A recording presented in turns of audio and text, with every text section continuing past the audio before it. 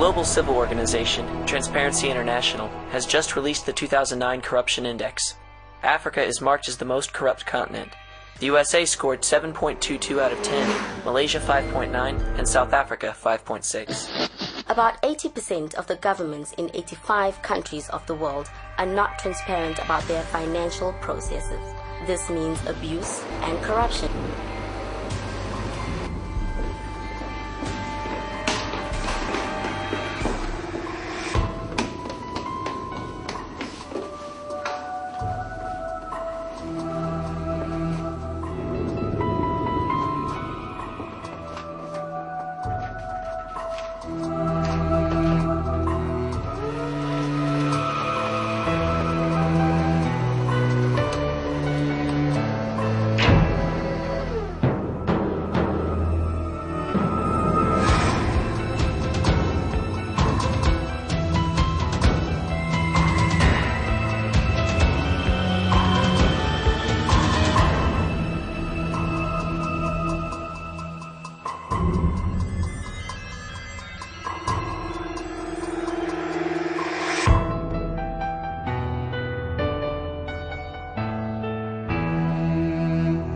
We are all living in such critical times in the nations of the world. And we as South Africans are no stranger to it. We've been used to it. But not only that is, we've shown the world that we can do it. How can we forget that Kairos moment when Nelson Mandela stood up to be inaugurated as a president of this nation? But what have we done? What legacy have we as South Africans left? And that's the big question, because we know that the soul of our nation has been raped. We've been riddled with crime, corruption, collusion. When I think about corruption and collusion, to me it's greed. And greed is people enriching themselves at the expense of others. As this greed and corruption permeates throughout society, it is a sad fact. The greatest impact is felt by the people least equipped to deal with the consequences. And while they suffer, the mighty wheels of corruption and collusion continue to cripple corporations and crush national economies. In South Africa, over the last 2 years, the amount of companies that have been fined and that have admitted, and many that have not admitted, to doing some other form of collusion and corruption has been staggering. I then attended a conference, and at this conference, Graham Power challenged the audience about Unashamedly Ethical. He explained the process of Unashamedly Ethical. He explained that you can pledge your company to be unashamedly ethical and also your life. And I realized on that day that there is no turning back. The word unashamedly ethical, to me, says it all. In business, personal life, there should be no difference between the way I do business and the way that I am treating my family, friends, and I believe that we need to, as business people, be bold. We must be prepared to say that this is what we stand for. In general, the most corrupt nations are those with extremely weak institutional settings, and a tolerance towards accepting and turning a blind eye to corruption.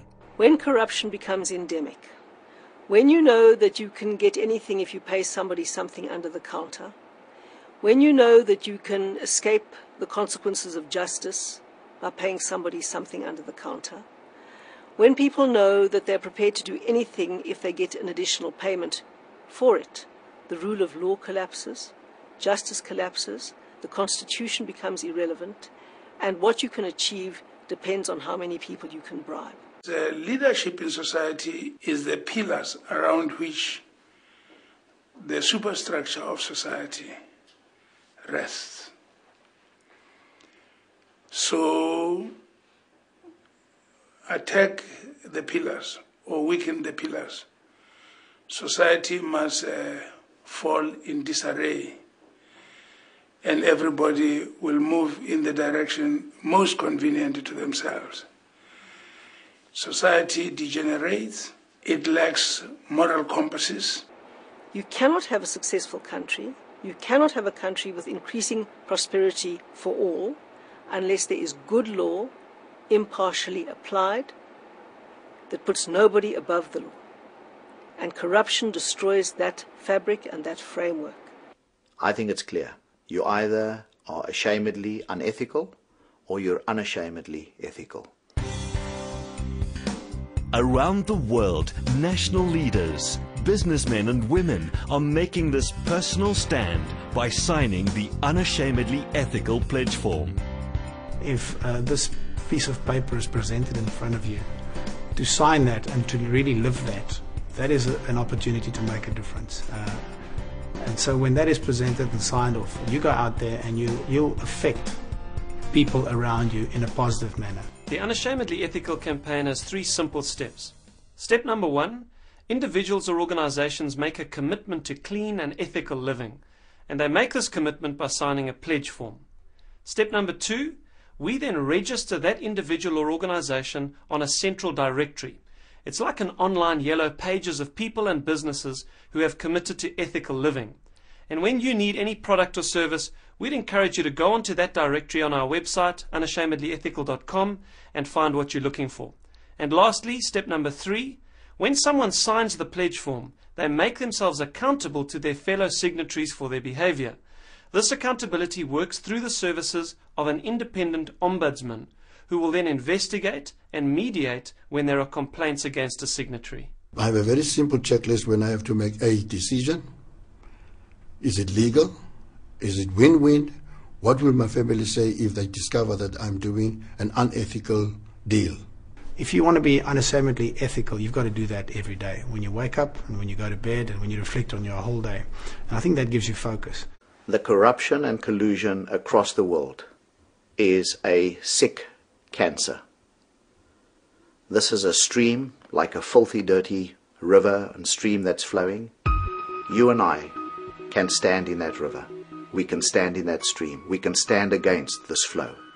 By your standing and my standing, committing to being unashamedly ethical, start by signing the pledge form and see how your life will be positively changed. Yes, the flow of corruption can be stopped. As we develop an unashamedly ethical lifestyle, we can all enjoy the benefits of clean living, ethics and values. One by one, we can turn the tide. This is our nation. This is our future. And together, we can make a difference. I challenge you, sign this form, be unashamedly ethical, and see how God will bless you and your business.